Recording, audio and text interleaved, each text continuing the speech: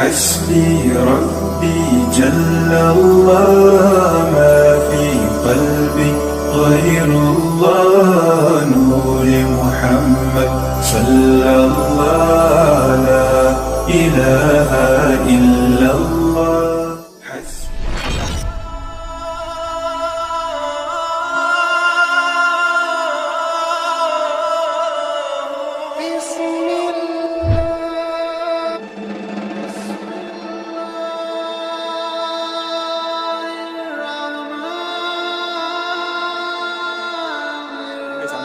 Sampai akhir, karena ini jamaah polos ya, jarang ngaji, tidak ngerti ayat kursi. Dia ambil tasbih, dia baca ayat kursi, ayat kursi, ayat kursi. Yang pertama, kalau kepingin hati kita hidup para hadirin, kata para ulama, perbanyak qiraatul Quran bitadabbur, yang sering baca Al-Quran, karena Al-Quran adalah cahaya untuk setiap orang yang membacanya.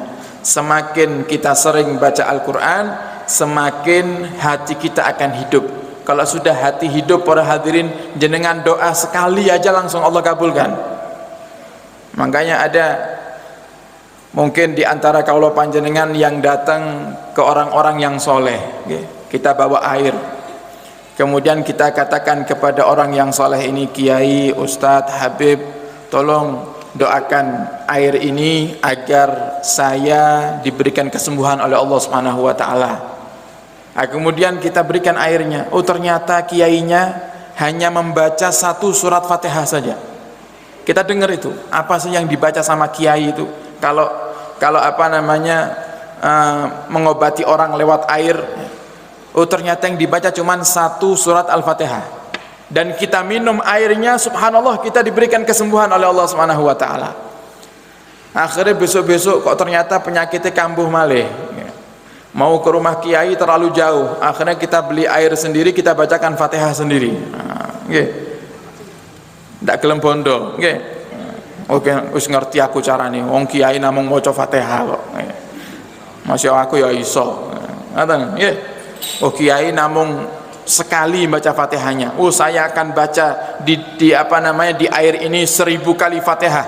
Jenengan minum bukan malah sembuh tambah sakit. Kenapa? Karena yang membedakan hatinya. Yang membedakan hatinya. Oleh karenanya dikatakan para wali itu berdoa sekali langsung Allah kabulkan. Berdoa sekali langsung Allah kabulkan. Kenapa? Hatinya sambung sama Allah Subhanahu wa taala. Lah kita berdoa berkali-kali sampai bertahun-tahun, mungkin ada yang kepengen punya rumah bertahun-tahun, minta sama Allah tidak kunjung datang itu rumahnya. Ada yang kepengen punya kendaraan, punya motor, bertahun-tahun minta sama Allah, ya ndak Allah paringi motor. Kenapa seperti itu? Karena hati kita tidak nyambung sama Allah Subhanahu wa taala. Kita ini mendekati Allah kalau ada butuhnya saja. Gimana? Pas lagi butuh baru mendekat kepada Allah. Tapi kalau lagi susah, apa namanya, lagi senang, lupa sama Allah Subhanahu wa taala. Makanya Nabi katakan, para hadirin, ta'arraf ilallah fir raha ya'rifka fis siddah. Lek kaulo panjenengan pas lagi enak, lagi nyaman, tubuh sehat, rezeki lancar, jangan lupakan Allah. Tetap kembali kepada Allah, minta sama Allah Subhanahu wa taala, terus berdoa, dekati Allah Subhanahu wa taala. Dengan begitu kata Nabi, ya'rifka fi siddah, maka Allah akan mengenali panjenengan di saat panjenengan susah. Tapi kalau kita di saat senang kita lupa Allah, oh mentang-mentang sehat lupa sama Allah Subhanahu wa taala, tidak mau ibadah. Kesehatannya tidak digunakan untuk datang ke majelis, untuk sholat, untuk ibadah kepada Allah Subhanahu wa taala. Giliran sakit baru dia nyesel. Ya Allah, enaknya itu Bapak Ibu bisa jalan ke masjid, hadir majelis maulid, ngaji bareng, sedangkan saya sudah stroke, kaki tidak bisa jalan, mau ke masjid susah. Andai dulu waktu aku sehat, aku gunakan ke masjid. Hal yang semacam ini tidak akan Allah dengarkan. Seandainya kok kita minta, ya Allah sembuhkan aku, Allah tidak mau memberikan kepada kita kesehatan. Allah tidak mau mengabulkan doa kita. Kenapa? Karena kita ingat Allah kalau hanya ketika kepepet aja. Oleh karenanya para hadirin, yang pertama, kalau mau hatinya hidup, supaya kita ini kalau doa langsung diijabahi sama Allah, perbanyak baca Al-Quran. Habib, saya sampai sekarang belum bisa baca Al-Quran. Nah, jenengan yang belum bisa baca Al-Quran, belajar. Belajar, tidak ada kata terlambat untuk belajar Al-Quran.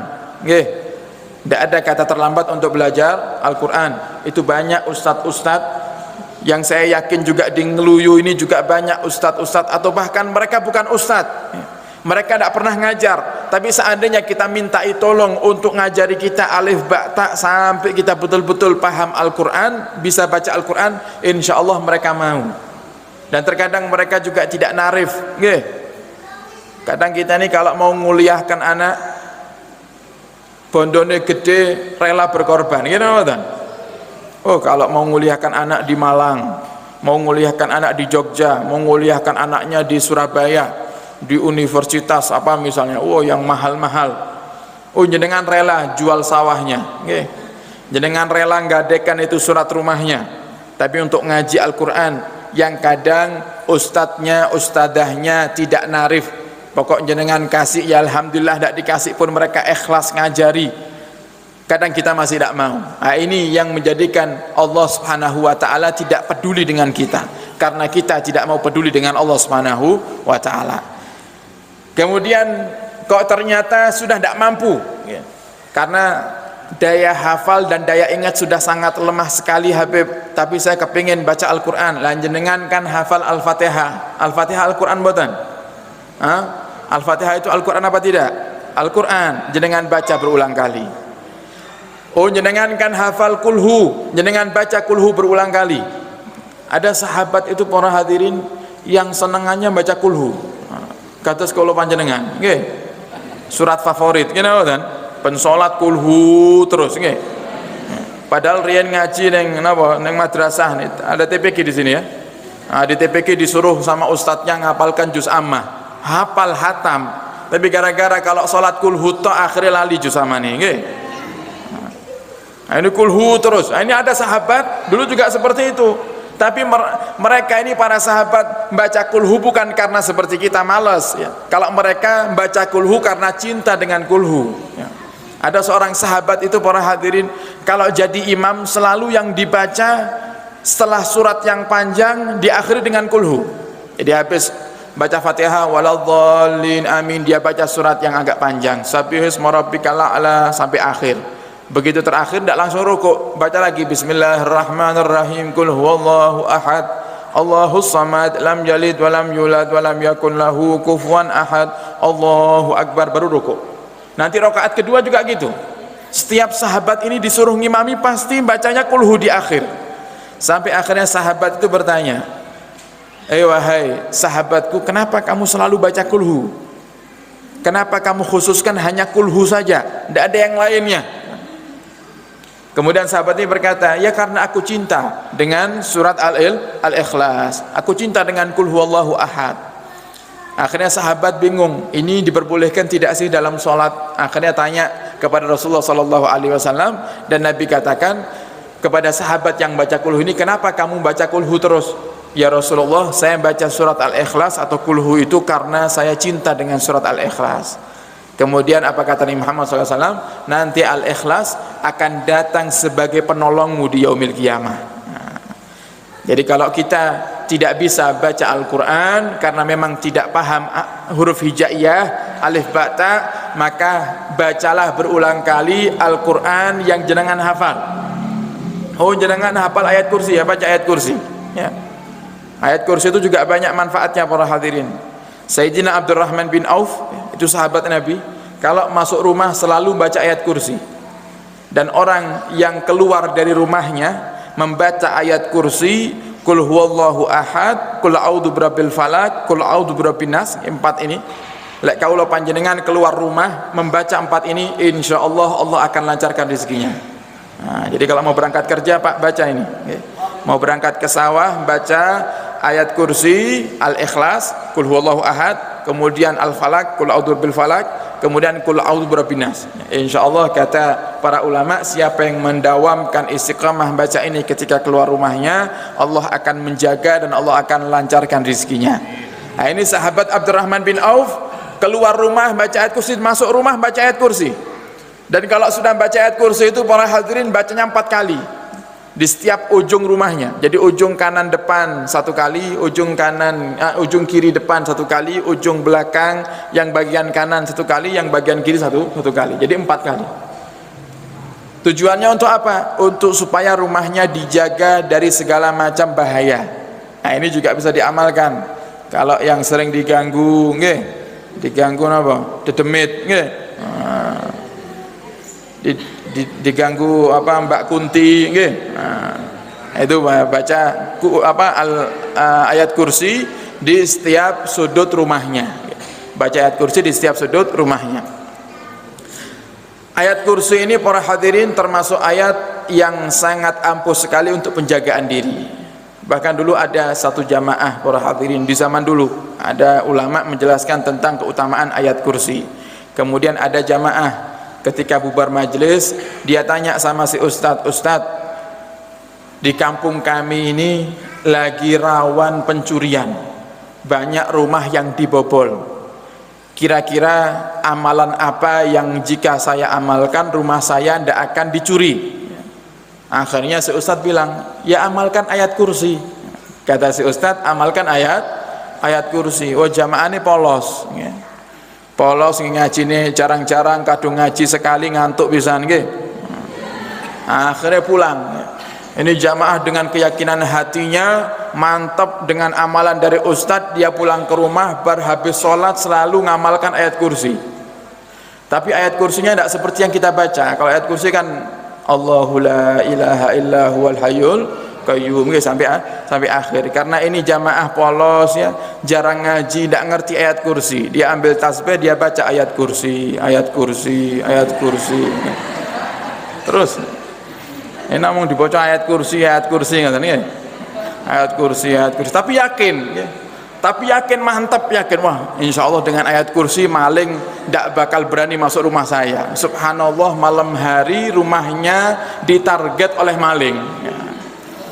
Bareng amalnya ayat kursi ini, malam hari rumahnya jadi targetnya maling. Begitu maling itu loncat, mau naik ke atas pagar itu, mau loncat ke dalam rumah, maling itu lihat apa? Lihat di rumah semuanya penuh dengan kursi. Akhirnya rasido maling, opo sing ape dicukuki mek kursi tok isine. Akhirnya dia datang ke ustadznya, Ustadz, masya Allah amalan jenengan mujarab. Amalan jenengan mujarab, kata si ustadz, amalan yang mana? Kemarin kan jenengan kasih saya amalan ustadz, kalau kepingin rumahnya dijaga dari maling, perbanyak baca ayat kursi. Akhirnya nggih kula maca ayat kursi terus ya. Baca ayat kursi terus. Alhamdulillah maling itu mau masuk ustadz tak jadi gara-gara lihat banyak kursi di rumah saya. Ustadz bingung kok iso nggih. Akhirnya tanya, "Lu jenengan ngamalne ayat kursinya itu gimana gitu, caranya gimana jenengan amalkannya?" Ustadznya malah penasaran gitu. Akhirnya dia cerita, ya saya ulang-ulang Ustadz ayat kursi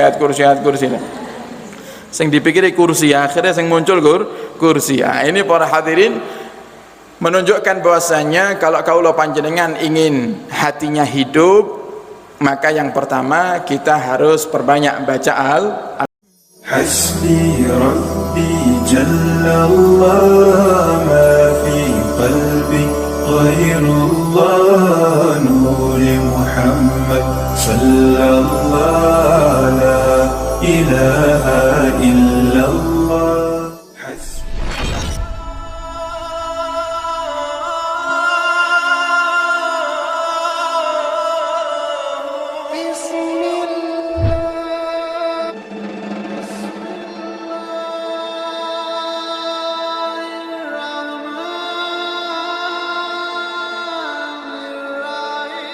Al-Quran.